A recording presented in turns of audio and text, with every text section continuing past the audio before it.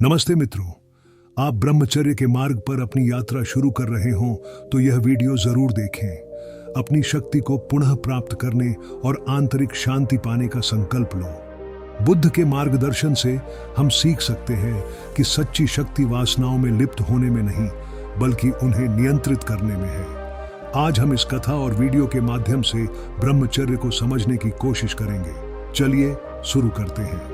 प्राचीन भारत के शांत जंगलों में बुद्ध अपने शिष्यों के साथ बैठकर उन्हें जीवन के गूढ़ रहस्यों का ज्ञान देते थे। एक दिन एक युवा शिष्य ने बुद्ध के पास आकर अपने मन की चिंता जाहिर की। वह शारीरिक और मानसिक रूप से कमजोर महसूस कर रहा था और उसकी इच्छाओं ने उसे अधीन कर लिया था। युवक ने बुद्ध से पूछा, हे ज्ञानवान, मैं अपनी इच्छाओं के कारण कमजोर हो गया हूं।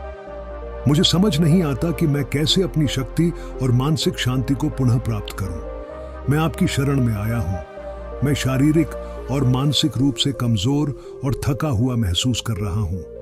मेरी इच्छाएं मुझे नियंत्रित कर रही हैं और मुझे ऐसा लगता है कि मैं अपने जीवन पर से नियंत्रण खोता जा रहा हूं।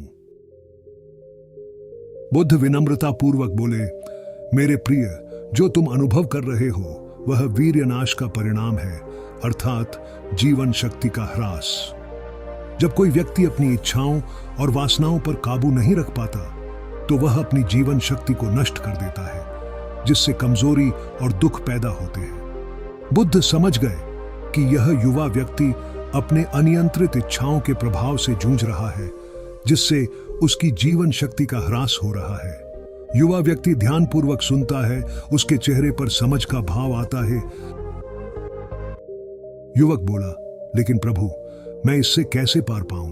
मैं अपनी शक्ति और मानसिक शांति कैसे पुनः प्राप्त कर सकता हूं?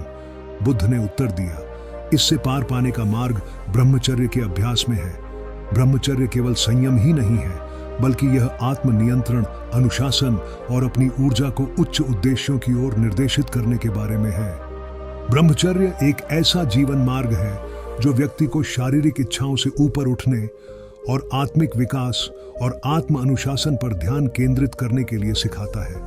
बुद्ध ने कहा, जब तुम ब्रह्मचर्य का पालन करते हो तो तुम अपनी ऊर्जा को संचित करते हो और इसे अपने आध्यात्मिक लक्ष्यों की ओर निर्देशित करते हो। यह तुम्हारे मन और शरीर को मजबूत बनाता है, तुम्हें स्पष्टता, एकाग्रता और आंतरिक शांति प्रदान करता है।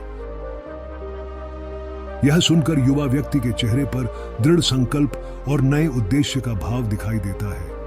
युवा व्यक्ति प्रसन्न होकर बोला, मैं समझ गया प्रभु, मैं ब्रह्मचर्य के मार्ग पर चलूंगा और अपनी इच्छाओं को नियंत्रित करने और अपनी ऊर्जा को संचित करने का प्रयास करूंगा। बुद्ध ने विनम्रता से कहा, याद रखो मेरे प्रिय, सच्ची शक्ति अपने ऊपर नियंत्रण पाने में है। जब तुम अपने मन और शरीर को नियंत्रित करते हो तो तुम अपने भाग्य को नियंत्रित करते हो। यही सच्चे ज्ञान और शांति का मार्ग है।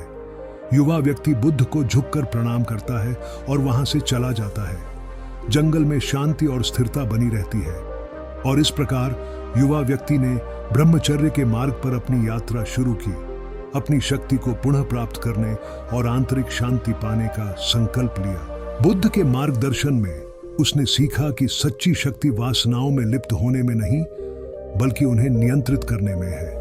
यह कहानी हमें याद दिलाती है कि आत्मनियंत्रण और अपनी जीवन शक्ति को संचित करके हम संतुलन, शक्ति और सच्चे सुख को प्राप्त कर सकते हैं। उम्मीद है आपका यह वीडियो देखने के बाद ब्रह्मचर्य में दिक्कत नहीं होगी। धन्यवाद। नमो बुद्धाय।